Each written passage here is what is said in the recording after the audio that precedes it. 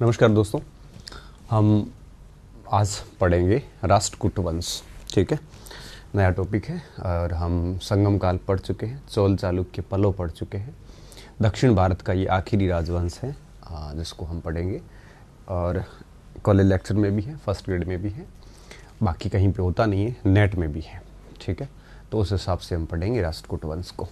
तो देखते हैं राष्ट्रकूट वंश में हमें क्या क्या देखना है यहाँ पे।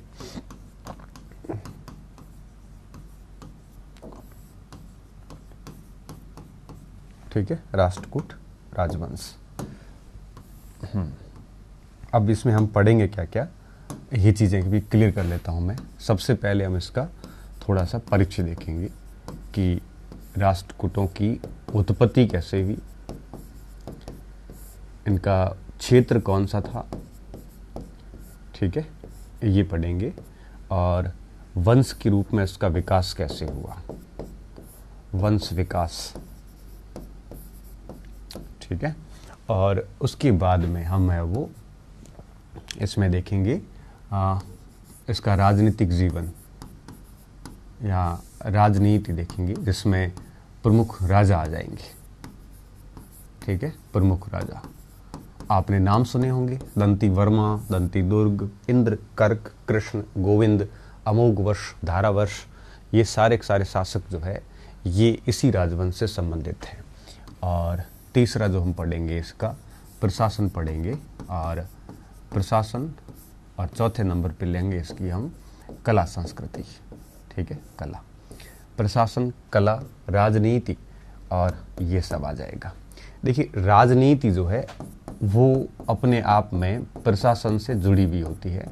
बिना प्रशासन के पॉलिटी नहीं होती, बिना पॉलिटी के एडमिनिस्ट्रेशन नहीं होता।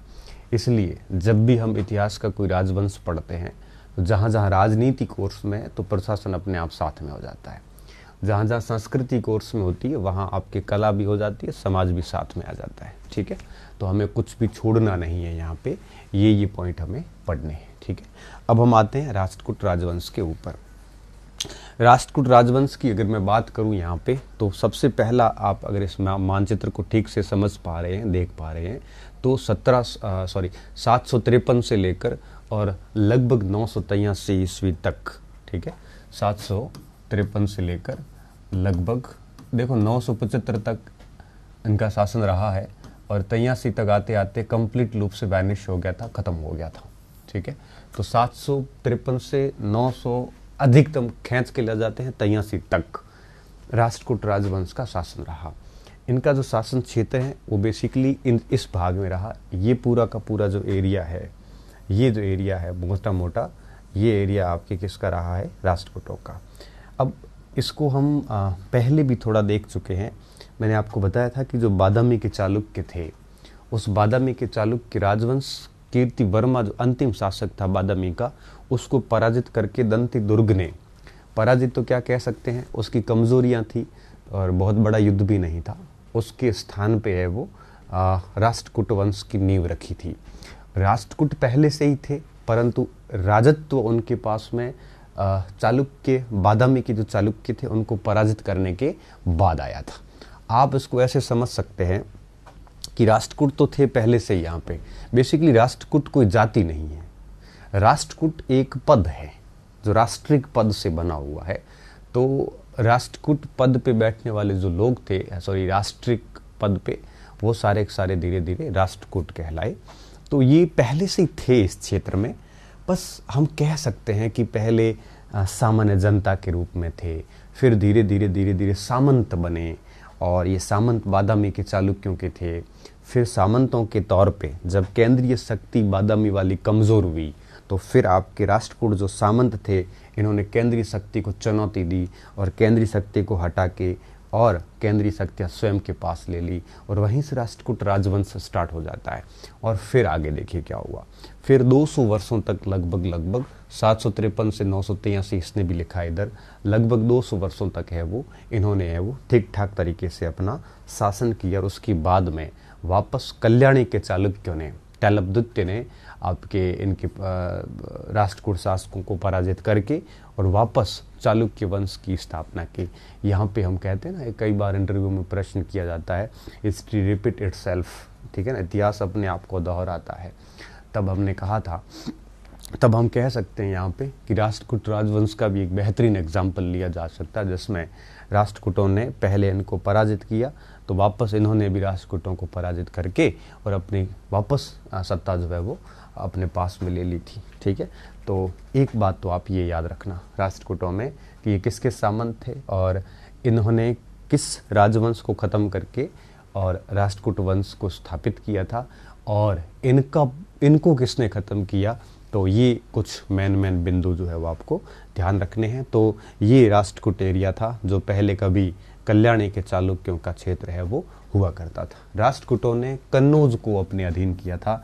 हम पढ़ते हैं ना जब त्रिपक्षीय संघर्ष पढ़ते हैं, जिसमें आपके एक पक्ष जो है वो प्रतिहार थे, एक पक्ष पाल थे, एक पक्ष राष्ट्रकूट थे। ये तीनों आपके त्रिपक्ष था, एक इधर, दूसरा इधर और तीसरा इस साइड में। ये तीनों का त्रिपक्षीय संघर्ष हुआ था। उद्देश्य था कन्नौज की प्राप्ति। राजपूत काल में हमने पढ़ा भी है इसको। और इसमें अल्टीमेटली इस काल में आप यूँ कहिए कि ध्रुव जैसे शासकों ने एक प्रकार से इस राष्ट्रकूट क्षेत्र जो दक्षिण का था, इस क्षेत्र ने कन्नौज पर अपना अधिकार किया था। यद्यपि इनके उद्देश्य कन्नौज को स्थायी रूप से अपने अधीन रखने के नहीं थे, बस अपनी प्रतिष्ठा का प्रसार करना था, बस एक प्रकार से यहाँ अपना राज चिन्ह यहाँ तक पहुँचाना था। तो इस वजह से ये जीत के वापस आ जाते थे, कभी भी स्थायी कब्जे में रखने का प्रयास नहीं करते थे। ठीक है, तो त्रिपक्षीय संघर्ष राष्ट्रकूटों में हम बहुत बढ़िया तरीके से याद रखते हैं। बाकी राष्ट्रकूटों के में अगर अपन और बात करें तो बहुत सारी चीज़ें ऐसी हैं। अमोघ वर्ष कला का धनी ध्रुव हो, चाहे कृष्ण प्रथम हो। कृष्ण प्रथम के बारे में तो कौन नहीं जानता, उसने एक ऐतिहासिक मंदिर का निर्माण करवाया था। कला में हम पढ़ेंगे, आपको भी अगर पता हो तो याद रखना आप। ठीक है, तो ये एक प्रकार से इनका क्षेत्र था। मानेखेट इनकी राजधानी थी, जो कि बीजापुर के पास में कृष्णा और गोदावरी नदियों के बीच में आई हुई है। तो यहाँ पे इन्होंने है वो शासन किया था। ठीक है, तो आप इस पॉइंट को याद रखना। और अब हम थोड़ा सा इस वंश का जो है वो परिचय कर लेते हैं, क्योंकि परिचय करके फिर हम आगे बढ़ेंगे। और परिचय करने के साथ ही हमारा जो है वो यूँ कहिए कि वंश का परिचय करने के साथ ही हमारा जो है इसके प्रति जो एक बेसिक कंसेप्ट होता है वो तैयार हो जाता है। ठीक है, अब हम बात को शुरू करने जा रहे हैं। मानचित्र को याद रखना, क्योंकि राष्ट्रकूटों का जो एरिया है ये अपने आप में बहुत महत्वपूर्ण है। क्योंकि जब तक हमें किसी क्षेत्र का एरिया नहीं पता, राजवंश का एरिया नहीं पता होता, तब तक हमारे दिमाग में इमेजिनेशन नहीं हो पाती, कल्पना नहीं हो पाती कि कौन से एरिया में होगा। तो आजकल का महाराष्ट्र कर्नाटक का जो एरिया है ये राष्ट्रकूटों का एक प्रकार से क्षेत्र था। ठीक है, तो अब देखिए क्या मैटर क्या था। राष्ट्रकूट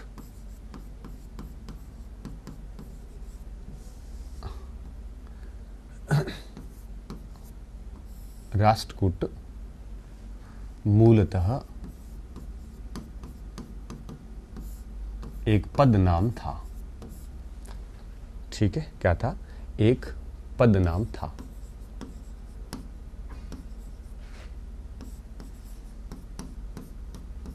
जिसका शाब्दिक अर्थ क्या है?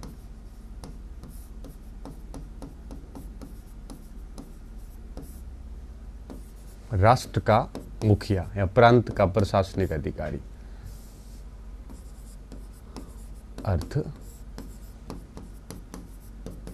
राष्ट्र का मुखिया।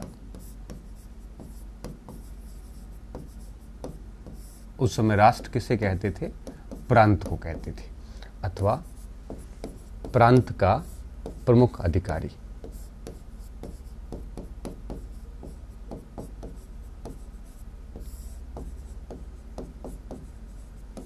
ठीक है, ये पद धीरे धीरे क्या होते गए? वंशानुगत होते गए।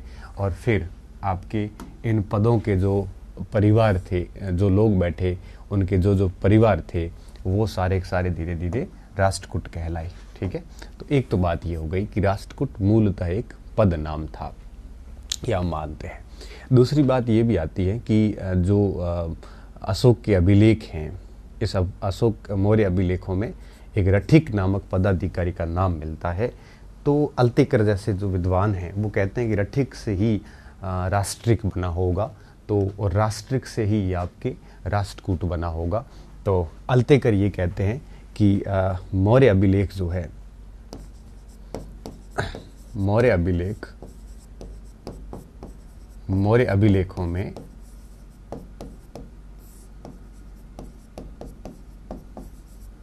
रठिक शब्द, रठिक पद से राष्ट्रिक बना।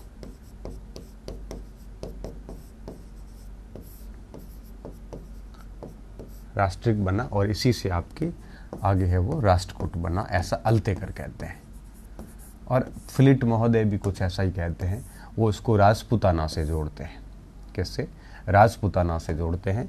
तो फिलिट महोदय क्या कहते हैं? फिलिट महोदय ये कहते हैं कि ये जो है राजपूताना के राठौड़ से ही राष्ट्रकूट बने थे। ठीक है,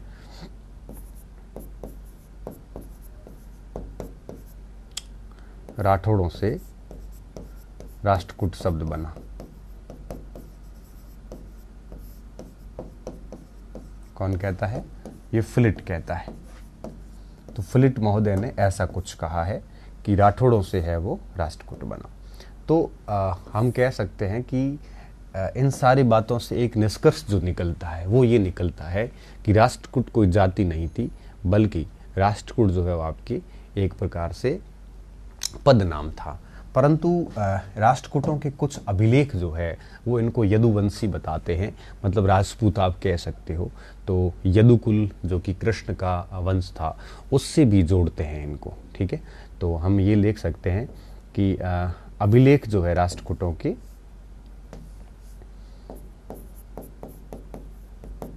राष्ट्रकूट अभिलेख इनको किससे जोड़ते हैं? यदुवंश से जोड़ते हैं। यदुवंश से जोड़ते हैं। यदुवंश से संबंधित कौन था? कृष्ण भगवान यदुवंश से संबंधित थे। अब इसमें जैसे अमोघ वर्ष का संजन लेख, संजन ताम्रपत्र था, अमोघ वर्ष का था, ये इसको यदुवंशी बताता है। ये कहते हैं कि राष्ट्रकूट कैसे थे? यदुवंशी थे, कृष्ण भगवान की संतान थे। राधनपुर लेख था गोविंद तृतीय का, राधनपुर, ठीक है, गोविंद तृतीय का, ये भी इसको क्या बताता है? गोविंद तृतीय का, ये भी इनको यदुवंशी बताता है। तो इस प्रकार से कुछ इनको यूं कहिए कि कृष्ण तृतीय का देवली और करहड़ के जो लेख हैं, देवली और करहड़ का जो लेख है, देवली व करहड़ लेख कृष्ण तृतीय के हैं, में इन्हें तुंग वंश से संबंधित बताया है।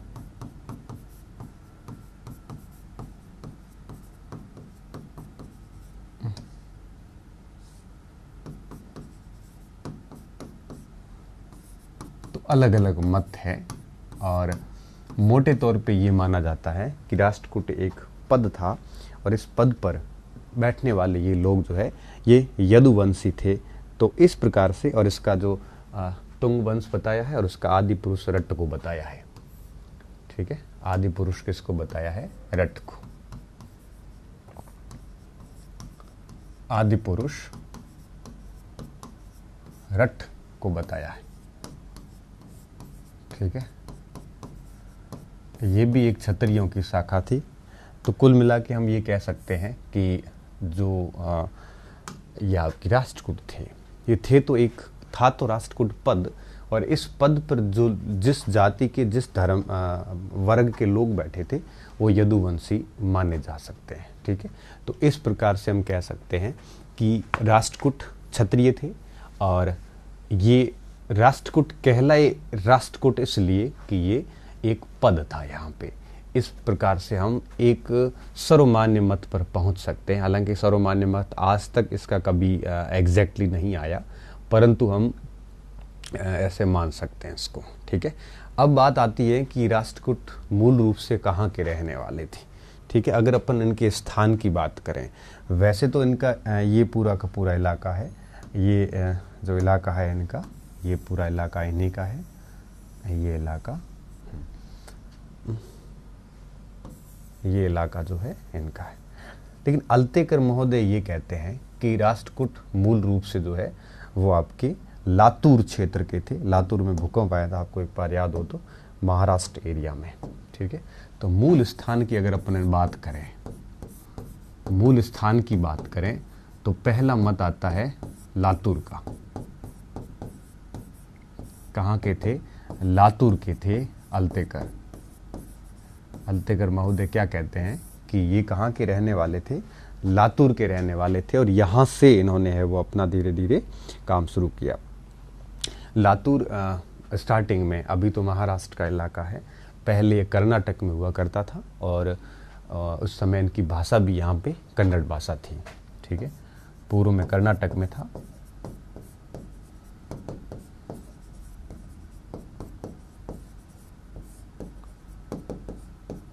कन्नड़ भाषा थी, ठीक है, कन्नड़ भाषा थी। तो यहाँ के इनको मूल निवासी मानते हैं, और अल्तेकर के मत को काफ़ी यूँ कहिए कि मान्यता है इनको प्राप्त है यहाँ पे, ठीक है। और कई जगह लेखों में भी इनको लटलूरपुर के अधिपति भी कहा गया है। तो ऐसे जब लेखों में लटलूरपुर, अधिपुर वगैरह कहा गया है, तो लातूर को वैसे क्या लटलूर ही कहा जाता था पहले, तो ठीक है। तो ये एक मेन बात थी। लातूर को पहले क्या कहते थे? पूर्व नाम इसका लटलूर था, लटलूर पूर्व नाम था इसका। तो लटलूर हो गया, और कन्नड़ भाषा थी, ये इनका मूल स्थान माना जाता है, ठीक है। हम यहाँ पे इसको ले सकते हैं इस जगह पे, यहाँ पे, ठीक है। तो देखो कहाँ से उत्पन्न हुए और इनका मूल स्थान कौन सा था, इस बारे में आपको अब पता चल गया होगा, ठीक है। अब उत्पत्ति हो गई, क्षेत्र हो गया, वंश के रूप में इसका विकास कैसे हुआ, तो इसको हम इस राजनीति में एक साथ ही देख लेते हैं, ठीक है। तो इस वंश के प्रमुख शासकों में सीधे हम आते हैं, और प्रमुख शासकों में हम बात करेंगे आगे कि वंश के रूप में ये कैसे विकसित हुए, ठीक है। प्रमुख राजा,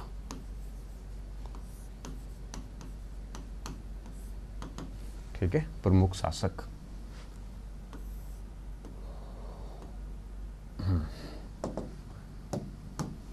सबसे पहले शासक के रूप में हम लेंगे आपके शासक के रूप में लूँ, उससे पहले मैं सामान्य पॉइंट जो है उसके संबंध में आपके क्लियर कर लेता हूँ, ताकि बाद में आपको दिक्कत ना आए, ठीक है।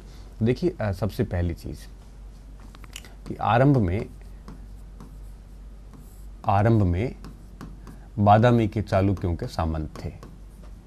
आरंभ में ये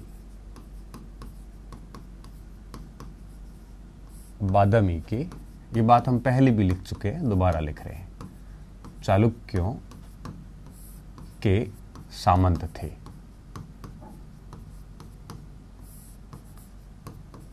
ठीक है। बादामी के चालुक्यों के सामंत थे। देखिए ये अभी तो ठीक लग रहा है, लेकिन परीक्षा में जब प्रश्न आता है तो बड़े उस समय बड़ा टिपिकल लगता है ये, क्योंकि बहुत कन्फ्यूज़न हो जाता है हमारे। फिर सीधा सवाल आता है कि राष्ट्रकूट किन के सामंत थे। बहुत ही सरल सवाल है, परंतु हम क्या है कि भूल जाते हैं कई बार। तो चालुक्य, राष्ट्रकूट, चालुक्य, ठीक है। फिर चालुक्य किसके थे? कदम्ब आ जाते हैं। फिर आगे वापस चालुक्यों के बाद में कौन आया? यादव आए, देवगिरी के, होयसलदार, समुद्रम वगैरह आए। ये कड़ी ऐसे याद रखना। उधर आपके चोल, पल्लव, पांडे, उनकी कड़ी याद रखना। तो ऐसे करके इसको सेट करके रखना। तो क्या है ना, ऐसे जब भी प्रश्न आएगा कि कौन सा किसका सामंत था, तो ऐसे कड़ी सेट होगी तो दिमाग में क्या है कि इस प्रश्न का उत्तर गलत होने की संभावना खत्म हो जाती है। क्योंकि दक्षिण भारत का कभी भी कठिन सवाल नहीं आता। दक्षिण भारत का कठिन सवाल आता है तो फिर कला या प्रशासन में आएगा। राजाओं में हमेशा आसान सवाल आता है। इसलिए चाहे वो नेट का पेपर हो, चाहे वो कॉलेज लेक्चर का हो, चाहे फर्स्ट ग्रेड का हो, इनकी राजनीति से हमेशा आसान सवाल बना है। कला से थोड़ा टफ प्रश्न बनता है, ठीक है। और प्रशासन से भी टफ नहीं बनता। प्रशासन से भी मुख्य कोई मेन समिति हो, चाहे वो आपके कोई स्थानीय लोकल गवर्नमेंट हो आपके चोलों की, तो ऐसा कोई स्पेशल प्रश्न बनता है। बाकी कला से प्रश्न डेफिनेटली बढ़िया प्रश्न बनता है, एक लेवल का प्रश्न आता है। और जो राजनीति है इससे हमेशा बहुत आसान प्रश्न आते हैं, इसलिए इनको बहुत डिटेल में अगर आप पढ़ना चाहो तो आप सिर्फ और सिर्फ इनकी कला को डिटेल में पढ़ लो और थोड़ा बहुत प्रशासन देख लो। इनकी राजनीति को डिटेल से पढ़ने की ज़रूरत नहीं है, क्योंकि 200 शासक हुए हैं। भले आप नेट के एस्पिरेंट्स हो, चाहे वो आपके यूपीपीसीएस के हो, चाहे यूपीएससी के हो, इनकी कला बढ़िया तैयार कर लो और राजाओं को नॉर्मल देख लो। बस इतना खूब होता है। मैं दावे के साथ कह सकता हूँ कि दक्षिण भारत के जो भी 2, 4, 5 सवाल आएंगे आपका गलत नहीं होगा। ठीक है। आरंभ में ये बादामी के चालुक्यों के सामंत थे। फिर आगे लिखेंगे कीर्ति वर्मा द्वितीय के काल में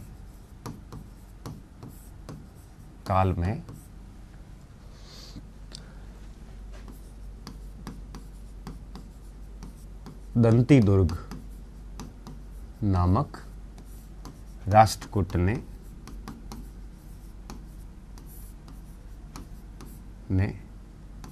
इस वंश की स्थापना की।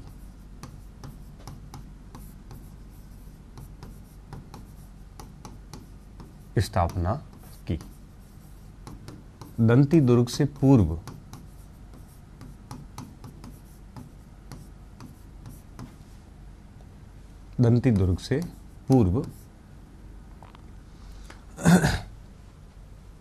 भी कई शासक हुए, पूर्व भी कई राजा हुए,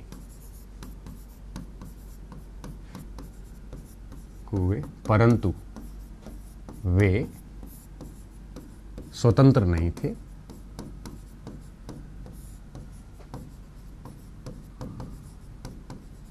बल्कि सामंत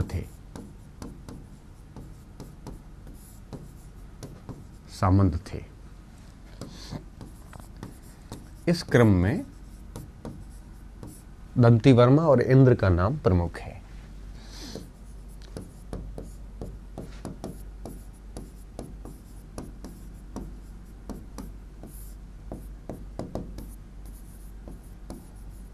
इंद्र प्रमुख शासक थे। ठीक है। तो ध्यान रखना इस बात का कि दंती वर्मा और इंद्र ये आपके दंती दुर्ग से पहले थे।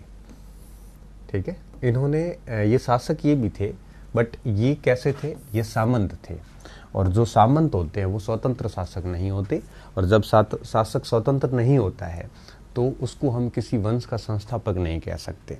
तो इस कारण हम ये कहते हैं कि दंती दुर्ग ने इस वंश की स्थापना की थी। इसका मतलब ये कतई नहीं है कि ये इस वंश का पहला शासक था, ये पहला स्वतंत्र शासक था, ऐसा हम कह सकते हैं। लेकिन यह एक प्रकार से इस वंश का पहला शासक नहीं था। पहले शासक के रूप में दंती वर्मा का नाम आता है, और उसमें इंद्र जो है काफ़ी शक्तिशाली माने गए थे। ठीक है। तो हम यहाँ पे लिख सकते हैं वंश का प्रथम शासक, इस वंश का प्रथम शासक। और अगर यहां पे मैं लिख लेता ना कि वंश का प्रथम स्वतंत्र शासक, तो दंती दुर्ग हो जाता। इस बात को मैं बार बार इसलिए हाईलाइट कर रहा हूं कि जब आप परीक्षा में जाओगे ना तो एक सवाल सामान्य सा आता है। सवाल ये पूछा जाता है कि राष्ट्रकूट वंश का पहला शासक कौन था, तो पहला शासक दंती वर्मा था।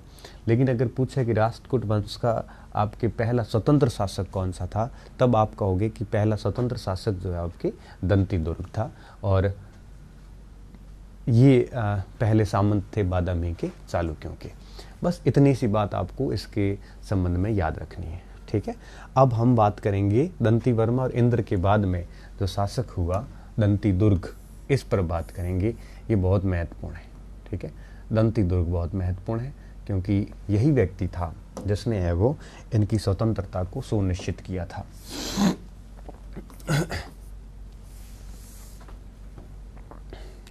दंती दुर्ग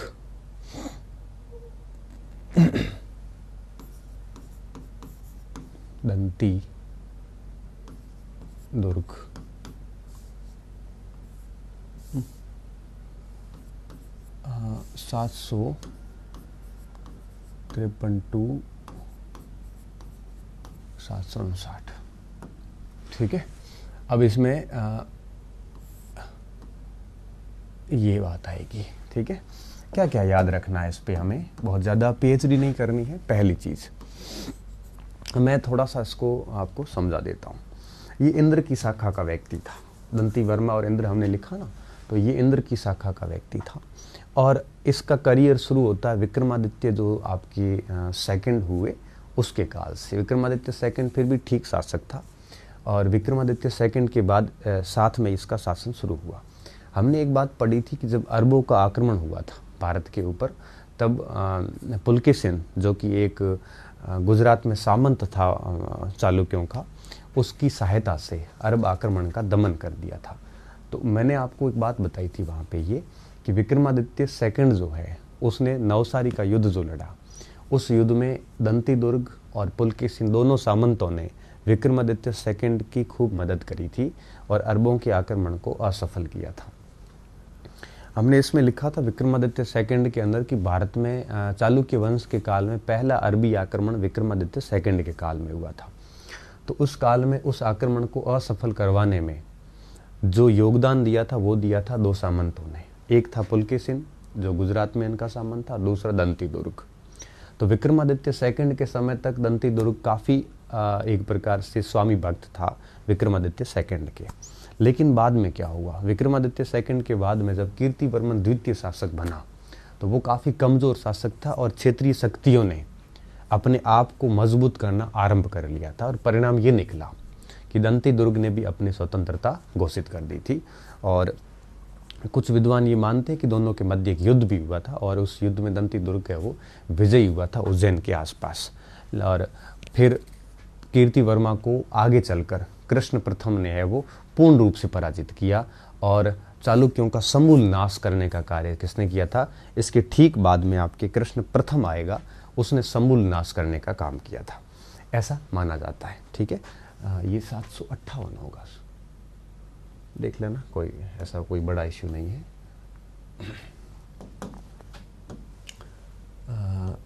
58 है, 58 ही होगा, कोई पूछेगा नहीं काल आपसे। बस ये है कि काल इसलिए लिखते हैं ताकि आपके दिमाग में है वो क्रम बना रहे कि पहले कौन शासक हुआ बाद में कौन हुआ।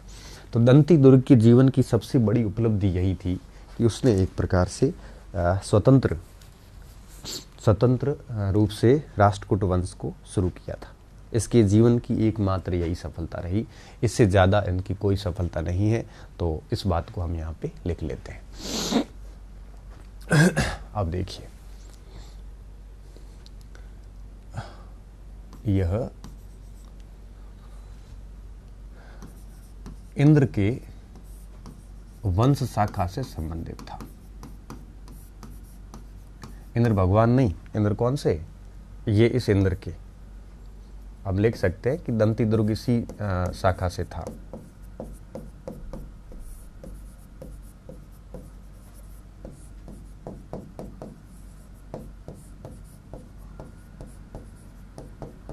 ठीक है,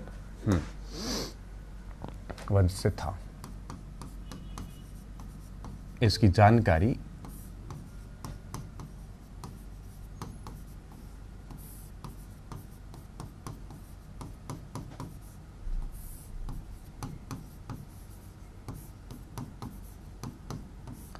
दशावतार लेख तथा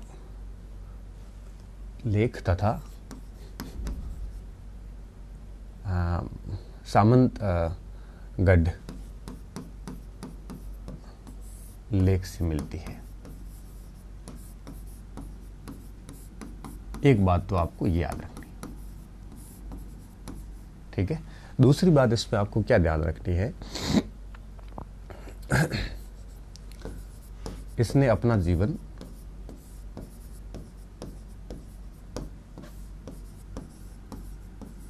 विक्रमादित्य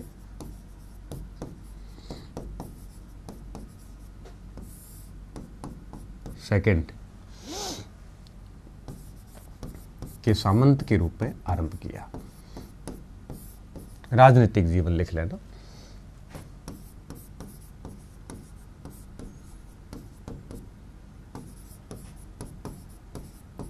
और स्वामी भक्त बना रहा।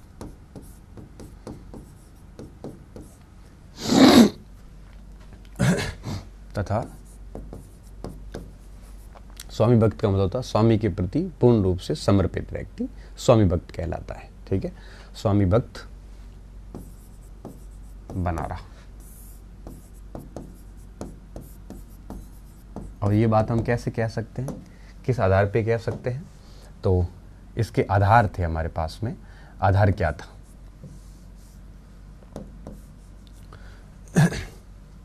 कि जब अरबों का आक्रमण हुआ,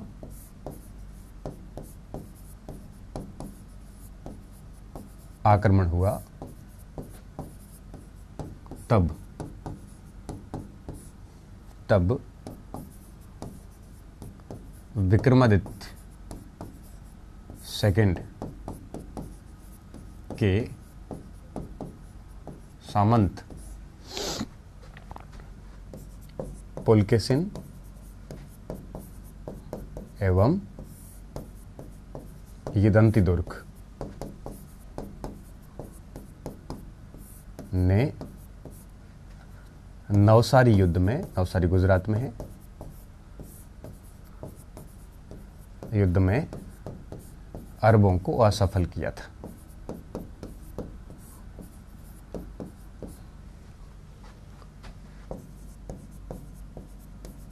असफल किया था।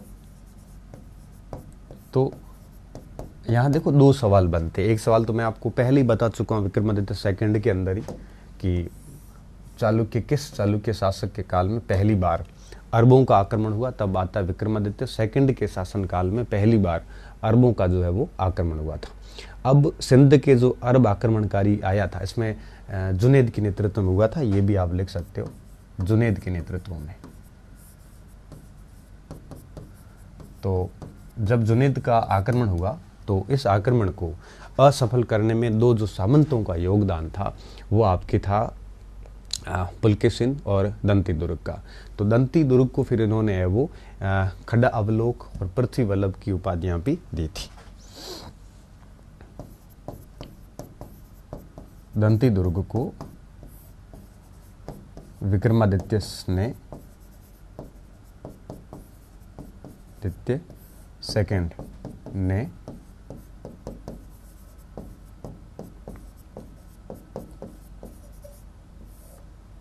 तथा पृथ्वी वल्लभ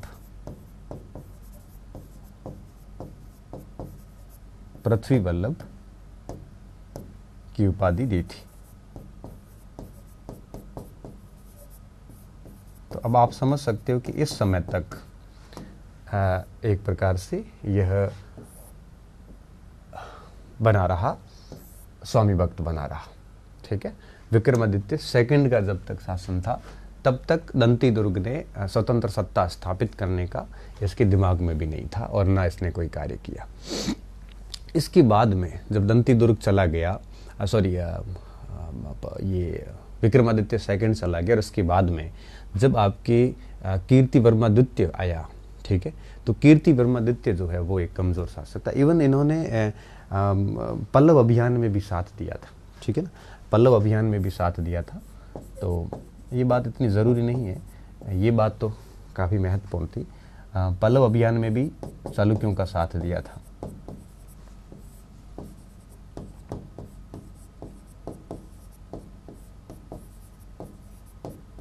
ये जो पुलकेशिन लिखा है ना, ये पुलकेशिन चालुक्य नहीं, ये पुलकेशिन एक सामंत था जो कि आपके इसके अधीन था चालुक्यों के। तो इसको थोड़ा सा देख लेना आप, है ना। आप ऐसे कंफ्यूज मत होना कि पुलकेशिन इधर किधर आ गया। कई बार हम ज़्यादा सोचते हैं ना तो कंफ्यूज हो जाते हैं। ठीक है, अब आगे क्या हुआ देखिए।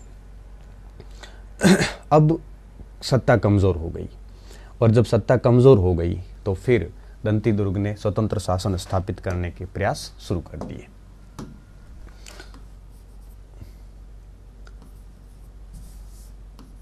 चालुक्य शासक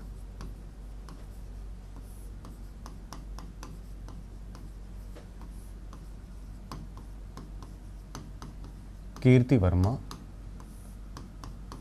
सेकंड के काल में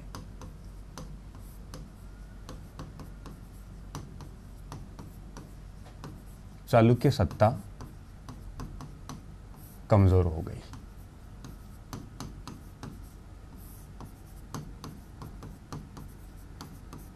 ठीक है, और जब जब केंद्रीय शक्तियां कमजोर होती हैं तब तब आपको पता है कि क्षेत्रीय शक्तियां जो है वो स्वतंत्र होती है, सामंत स्वतंत्र हो जाते हैं। कमजोर हो गई तब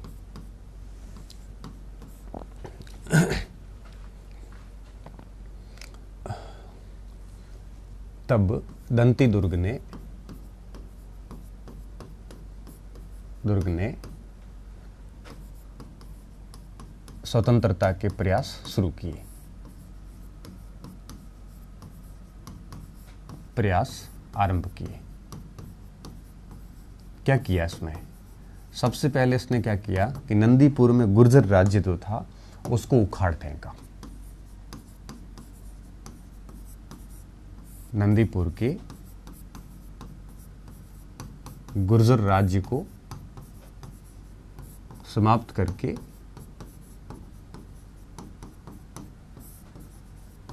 अपने प्रतिनिधि के रूप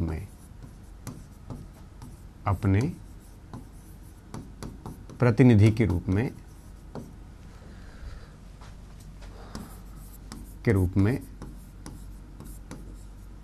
कर्क को बिठा दिया। कर्क इसका भतीजा था।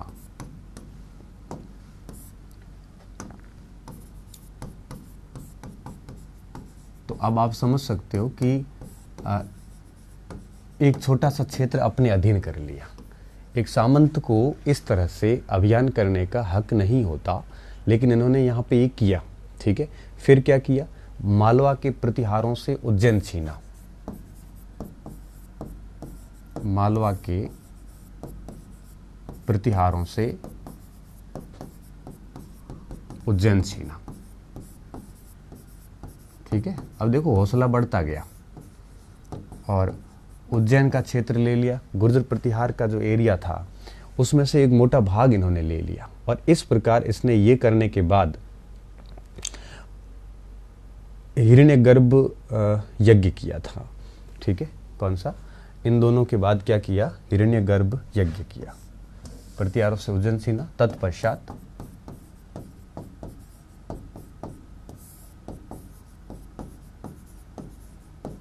गर्भ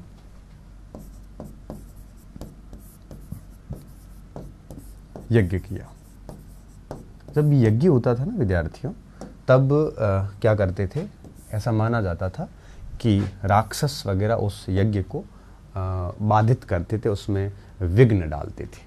और जब ये हिरण्यगर्भ यज्ञ हुआ और इसमें ऐसा माना जाता था कि कोई भी शासक जब यज्ञ करता था तो विघ्न का भय हमेशा रहता था। तो इसलिए ये लोग क्या करते थे? यज्ञ के दौरान एक गेट पर द्वारपाल के रूप में एक व्यक्ति को, एक शक्तिशाली व्यक्ति को नियुक्त करते थे ताकि वो यज्ञ में किसी प्रकार के विघ्न को पड़ने ना दे। और उस व्यक्ति को द्वारपाल कहा जाता था। क्या कहते थे? द्वारपाल कहते थे। और ऐसा माना जाता है कि प्राचीन काल में और मध्यकाल में जब कोई शासक किसी दूसरे शासक को पराजित करता था तो उसके बाद यज्ञ का आयोजन होता था और उस यज्ञ के द्वारपाल के रूप में वैसे शासक को नियुक्त किया जाता था। और जब इसने प्रतिहारों को पराजित किया, उज्जैन छीना, तो उसके बाद में ऐसा माना जाता है कि जो नागभट्ट प्रथम उस समय का जो शासक था उसको द्वारपाल नियुक्त किया गया था। इसमें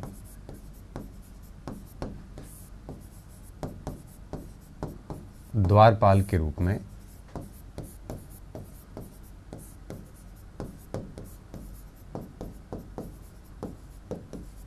नागभट्ट प्रथम को नियुक्त किया।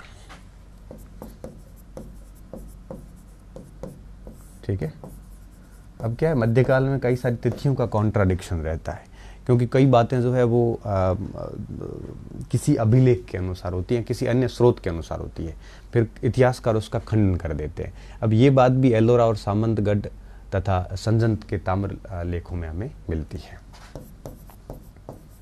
एलोरा, सामंतगढ़ और संजन लेख से मिलती है। ठीक है।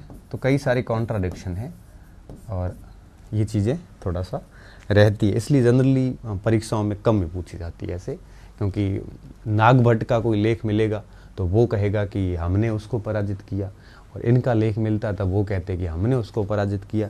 अब बच्चे फिर हमें कहते हैं सर क्या हुआ, आपने उधर ये लिखवाया इधर ये लिखवाया है। अब क्या करें, नागभट्ट के दावे अलग हैं, उनके दावे अलग हैं, तो ज़्यादा लोड नहीं लेना आपको ऐसी चीज़ों में, हमें सिर्फ है वो मूल बातों पे है वो ध्यान रखना है, ठीक है।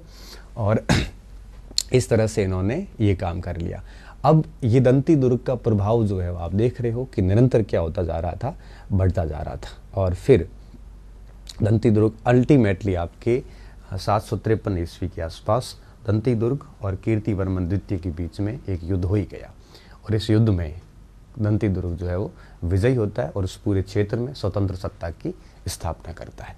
इस बात को हम लास्ट पॉइंट के रूप में लिख रहे हैं अब।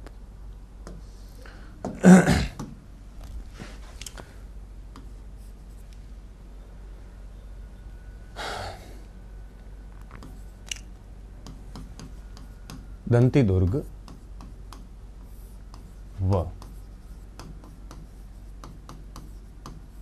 क्योंकि जब मालवा क्षेत्र गुर्जर प्रतिहार उज्जैन इतना काम किया है तो सामंत अगर इतना कर रहा है तो शासक को डर तो लगेगा ही। तब शासक ने चुनौती दी, दंती दुर्ग व कीर्तिवर्मन द्वितीय के मध्य युद्ध हुआ, ठीक है। कब? 753 ईस्वी में, कुछ किताबें 752 भी बताती है। युद्ध हुआ, इसमें दंती दुर्ग विजयी हुआ, इसमें दंती दुर्ग क्या हुआ? विजयी हुआ।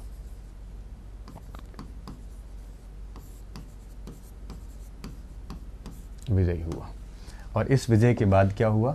इस विजय के बाद आपके कई सारी चीजें हुई। उसने महाराज धीराज परमेश्वर परम भट्टारक की उपाधि ली।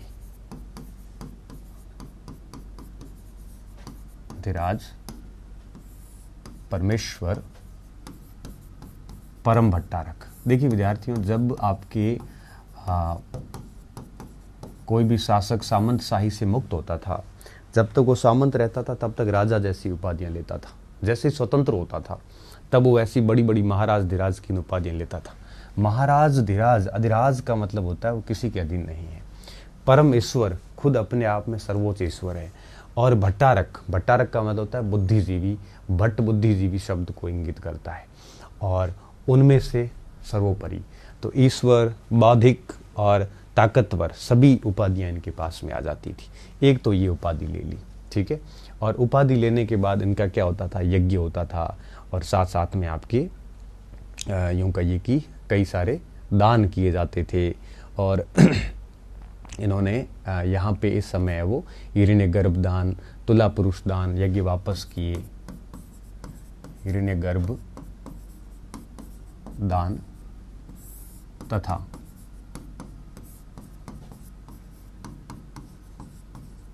तुला पुरुष दान यज्ञ का आयोजन किया, ठीक है, क्योंकि शुभ काम के बाद में यज्ञ करना एक परंपरा रही है। दशा अवतार का एक मंदिर बनाया इन्होंने यहाँ पे, ठीक है। दशा अवतार का मंदिर कहाँ पे? एलोरा में। एलोरा में दशावतार का मंदिर बनाया।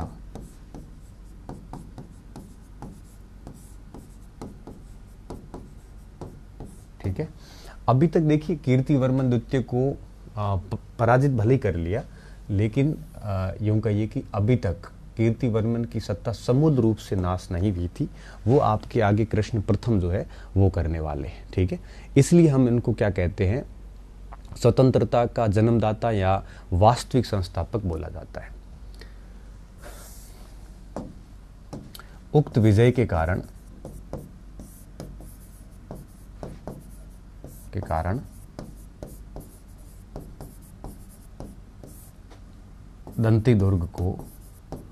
दंती दुर्ग का शाब्दिक अर्थ होता है जिसका हाथी ही उसका दुर्ग हो।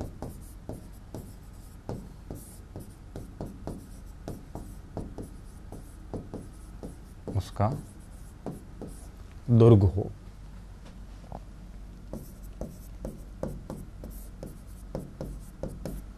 इस उक्त विजय का दंती दुर्ग को चालुक्य राष्ट्रकूट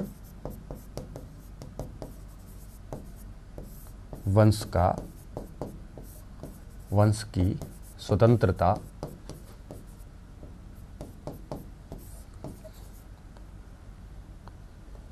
का जन्मदाता व वंश का संस्थापक माना जाता है।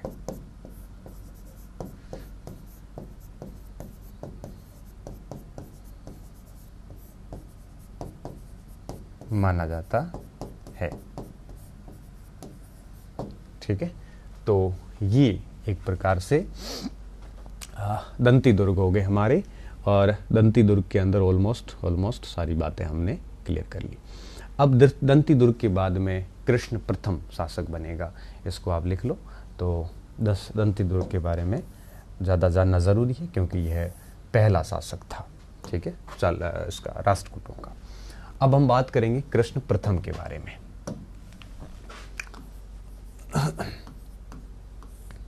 कृष्ण प्रथम, इसका शासन काल रहेगा आपके 758 से 772 तक। ठीक है, ये साल इधर उधर हो जाए ना तो कोई टेंशन मत लेना आप, क्योंकि इतने ज़्यादा ज़रूरी नहीं है जितने हम दौड़ ले रहे हैं, ऐसा ज़रूरी नहीं है। ठीक है, पहली बात, चूँकि दंती दुर्ग की कोई संतान नहीं थी तो इसके चाचा जो था वो कृष्ण प्रथम था। ठीक है, निसंतान मर गया।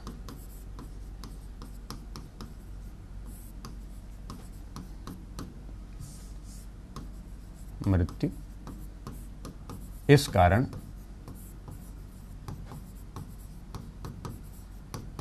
चाचा कृष्ण प्रथम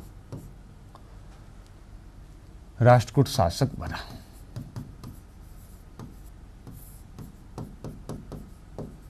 इसको दो कारणों से ही हम याद करते हैं। ठीक है, राष्ट्रकूट शासक बना।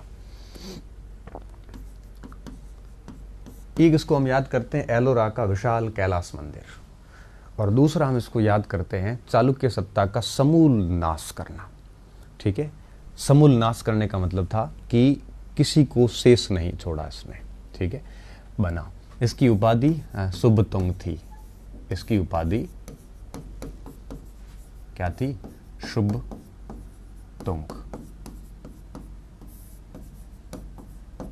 ठीक है, पहली चीज ये याद रख लेना। अब आते हैं दूसरे पॉइंट पे कि और क्या क्या किया इसने।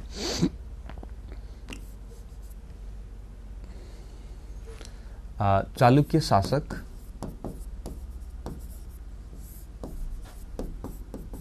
कीर्तिवर्मा द्वितीय को परास्त कर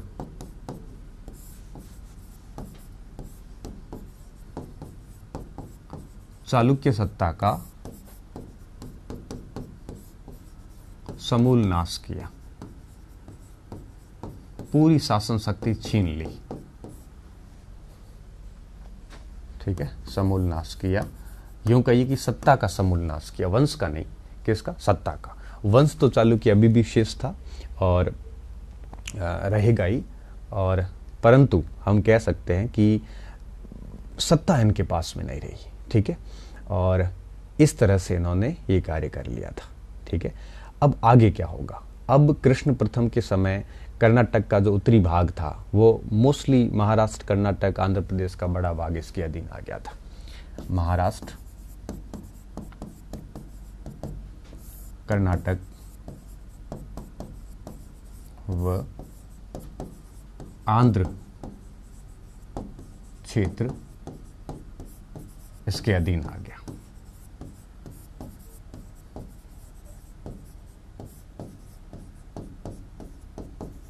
ठीक है, ये एक प्रकार से काफी महत्वपूर्ण था। इसके अलावा एलोरा का जो कैलाश मंदिर है उसको हम यहाँ नहीं पढ़ेंगे, उसको हमें वो कला में पढ़ेंगे, लेकिन नाम मैं लिख लेता हूँ यहाँ पे। एलोरा का कैलाश मंदिर बनाया, ठीक है। कृष्ण प्रथम में अगर कहीं सवाल आता है तो यही आता है। इसकी डिटेल हम वो आगे पढ़ेंगे, कहाँ पे, कला में पढ़ेंगे, यहाँ नहीं पढ़ेंगे, ठीक है। इसके साथ साथ इसने छत्र प्रजाबाद और कृत प्रजापाल की उपाधि ली थी। छत्र प्रजाबाद, छत्र प्रजाबाद व कृत प्रजापाल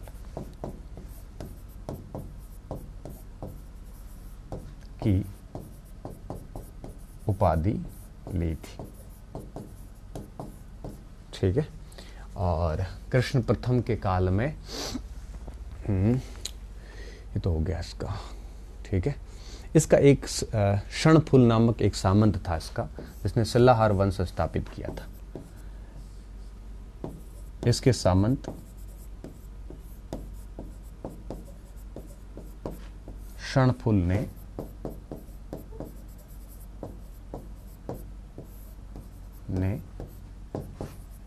शिलाहार वंश स्थापित किया था।